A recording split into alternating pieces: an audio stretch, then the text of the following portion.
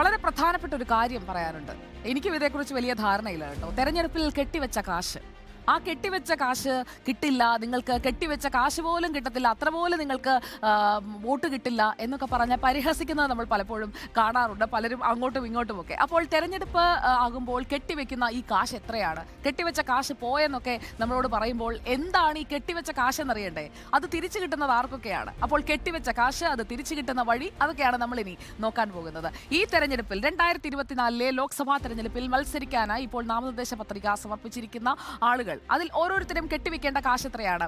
കെട്ടിവെക്കേണ്ട കാശ് ജനറൽ കാറ്റഗറിയിൽ അത് 25,000 രൂപയാണ്. 25,000 രൂപ നിങ്ങൾ സ്ഥാനാർത്ഥിയാകുമ്പോൾ കെട്ടിവെക്കണം. ഈ കെട്ടിവെക്കാനുള്ള കാശ് പലരും നൽകുന്നതും ഇവർ നൽകിയ തുകയാണ് ഞാൻ കെട്ടിവെക്കാനായി കൊടുക്കുന്നത് എന്നുമൊക്കെ സ്ഥാനാർത്ഥികൾ പറയുന്നത് നമ്മൾ ഈ തെരഞ്ഞെടുപ്പ് വേളയിൽ കണ്ടതാണ്. SC/ST വിഭാഗത്തിൽപ്പെട്ട സ്ഥാനാർത്ഥിയാണെങ്കിൽ കൊടുക്കേണ്ടത് നേർ പകുതിയാണ്, 12,500 രൂപ.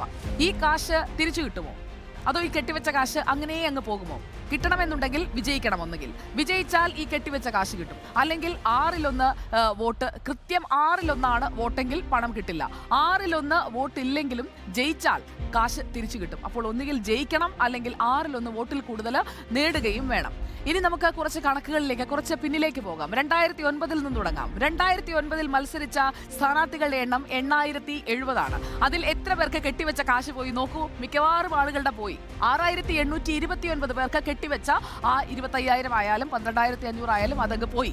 അങ്ങനെ നഷ്ടമായ തുകയുടെ കണക്ക് ഞങ്ങളൊന്ന് എടുത്തു നോക്കി. അത് 15.05 കോടിയാണ്. അത്രയും കാശ് കെട്ടിവെച്ച് ഈ സ്ഥാനാർത്ഥികൾക്ക് നഷ്ടമായിട്ടുണ്ട്. ഇനി 2014 വരാം. 2014 ലോക്സഭാ തെരഞ്ഞെടുപ്പിലെ സ്ഥാനാർത്ഥികളുടെ എണ്ണം 8,251. അതിൽ കാശ് പോയത് 7,000 പേർക്കാണ്. നഷ്ടമായ തുക അത് ക്രോഡീകരിക്കുമ്പോൾ 14.57 കോടി വരും. ഇനി ഇക്കഴിഞ്ഞ തെരഞ്ഞെടുപ്പ് 2019 ലോക്സഭാ തെരഞ്ഞെടുപ്പിൽ 8,054 സ്ഥാനാർത്ഥികൾ, അതിൽ കാശ് പോയത് 6,923 പേർക്ക്. നഷ്ടമായ തുക ചേർത്ത് വയ്ക്കുമ്പോൾ 15.86 കോടി രൂപ. അപ്പോൾ 2009 മുതൽ 2019 വരെയുള്ള കാലഘട്ടം നമ്മളൊന്ന് എടുത്തു നോക്കിക്കഴിഞ്ഞാൽ കാശ് പോയത് എത്രയാണ്? 21,000. 85% പേർക്ക് കാശ് പോയിട്ടുണ്ട്. അങ്ങനെ നഷ്ടമായ തുക ഈ കാലയളവിലേത് മൊത്തത്തിൽ ചേർത്ത് വെച്ച് നോക്കുമ്പോൾ 46 കോടി രൂപ കെട്ടിവെച്ച് അങ്ങ് പോയി.